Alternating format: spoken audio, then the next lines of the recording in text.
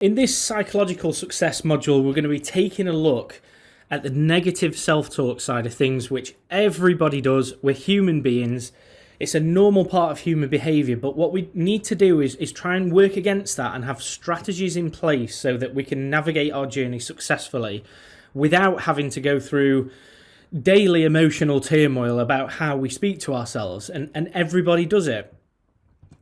So we're going to be taking a look at why negative self-talk just simply doesn't work. There's no value to it. It's not useful, and what we need to be doing instead in place of those negative narratives. So it doesn't work because it reduces your likelihood of success.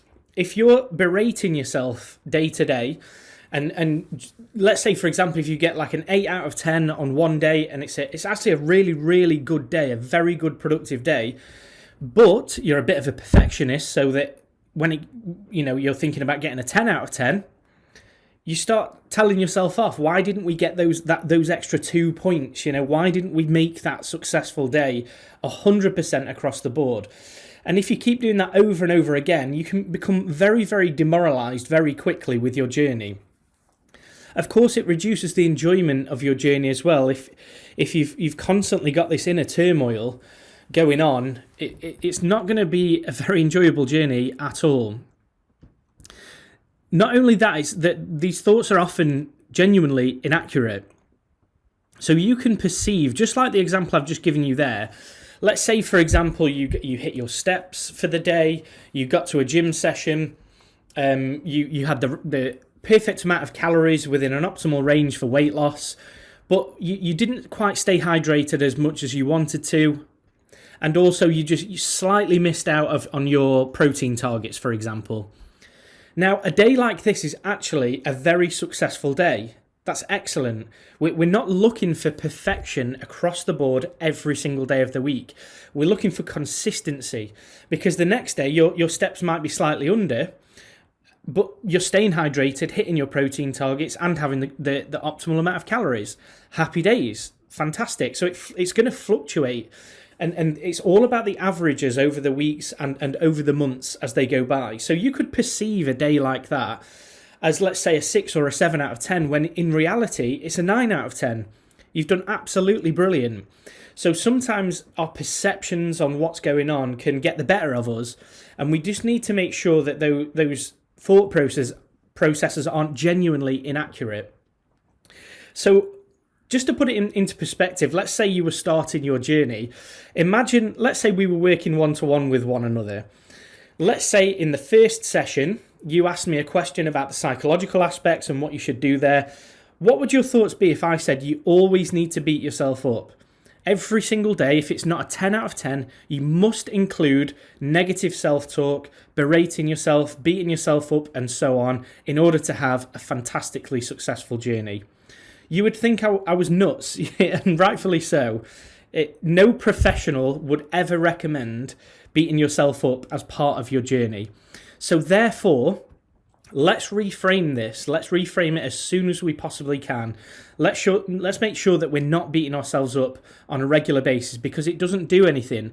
Even if it held value, let's say in a parallel universe, it was actually valuable to beat yourself up on a regular basis, we still wouldn't include it. We literally still wouldn't include it, because there's so many more other successful strategies that you can use. Being positive about your journey is going to by far outweigh any negative self-talk. So again, just like the previous episode, this is a new habit. So again, it's going to take practice. Your thought processes are ingrained. There's something that's like a computer system within your brain that's already set up and automated.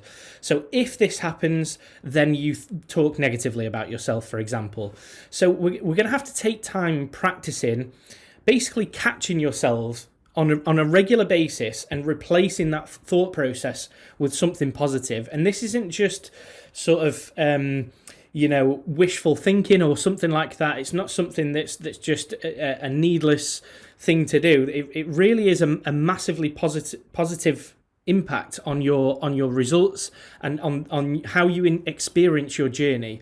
So every time your brain automatically goes, oh, why have you done this? Why haven't you done that? You didn't meet this target. You didn't quite get that number right.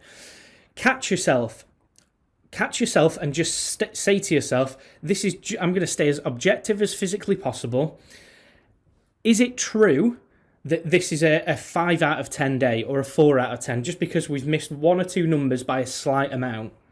And if it's not true, then what we need to do is replace that thought with a positive one, and we need to take a look at all of the other fantastic areas. You might have had loads of fiber, micronutrients, excellent protein intakes, but because one or two of the other numbers, like let's say your step intakes and your calorie intakes, for example, are just not quite where they need to be, they're just a little bit lower than what you aimed for, we need to be praising ourselves for a fantastic effort that day.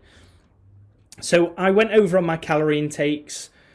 This is an objective statement, okay? So there's no emotions attached. That's just what happened.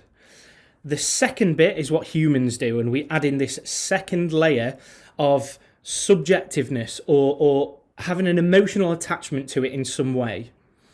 So I went over on my calorie intakes, and therefore this is bad. These are two different things. We need to get rid of the latter. We don't need to say this is bad, this is naughty, I'm not happy with myself, why do you do this?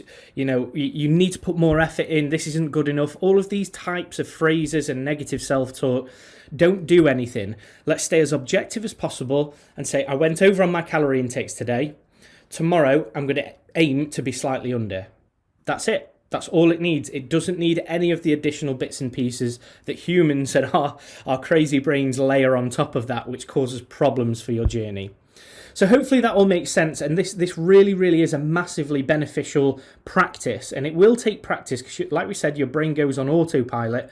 So you do have to notice it happening and gradually reframe it. Looking forward to the next module.